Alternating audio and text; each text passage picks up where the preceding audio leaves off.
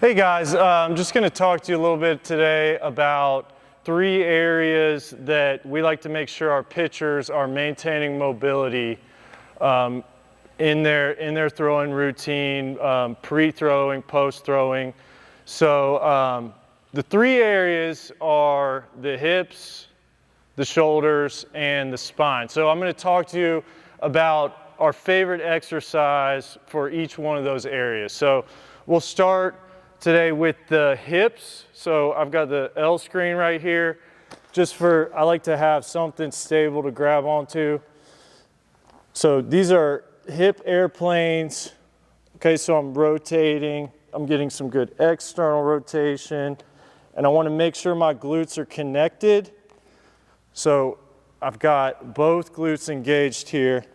And then I'm rotating. I'm wrapping the right hip into the left hip. So full internal. And then I can come back up, reset, open. Okay, really slow and controlled. Close. Back down.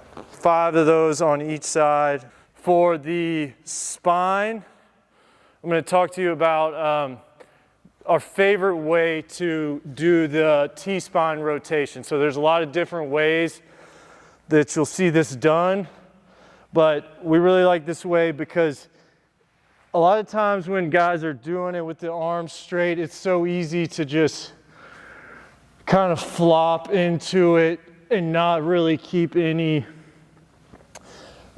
integrity or stability. You know, you get a lot of compensation. So we like to put interlace the fingers behind the head like this. Keep the elbows real tight.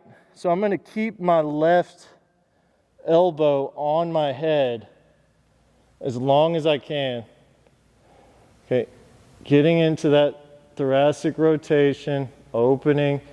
And then once I run out of room, then I'm going to let the elbow open up.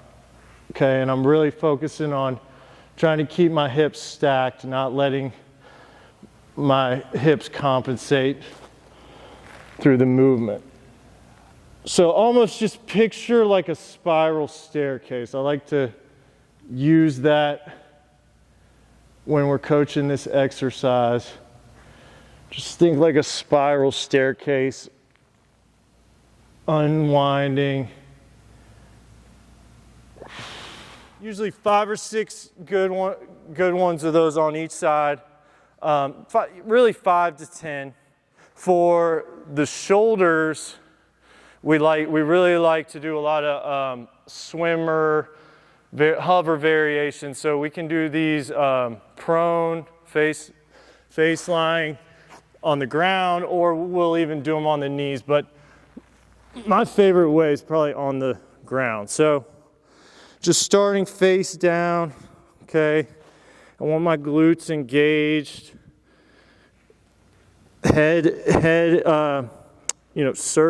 Neck is in a neutral position. I'm not just resting it, but it's just hovering off the ground. Okay, so we'll start it right here on the back of my rib cage, but I want to make sure that I have active internal rotation here so that I'm really owning this range of motion. Okay, and then I'm rotating out, and then this is where I turn my hands over. So I supinate, and then we're coming behind the head right here. Back out.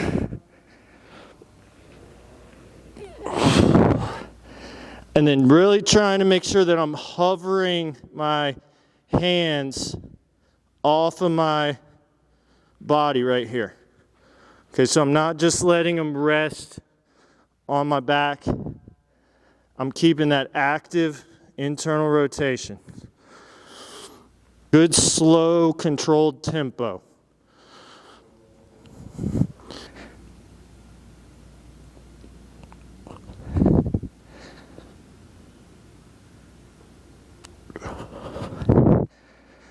Do one more.